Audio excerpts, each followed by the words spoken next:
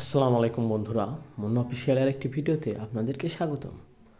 হ্যাঁ বন্ধুরা, আপনারা থাম্বনেল দেখে অবশ্যই বুঝতে পেরেছেন আমি কোথায় এসেছি।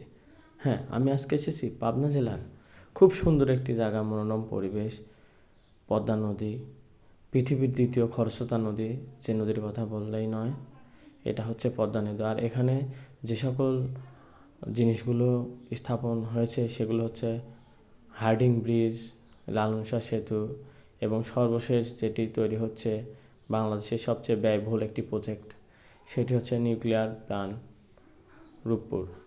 আর ঠিক আমি এখন আছি পদ্মা নদীর মাঝামাঝি পয়েন্টে। দেখেন এখানে পানির কি অপরূপ দৃশ্য,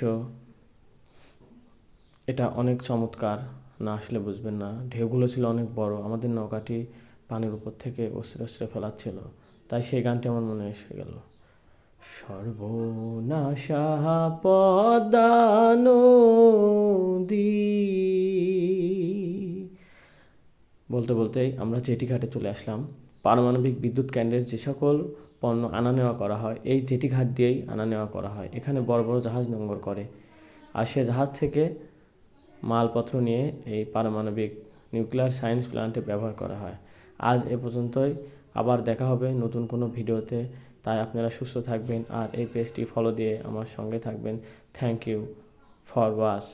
ধন্যবাদ সবাইকে। আসসালামু আলাইকুম।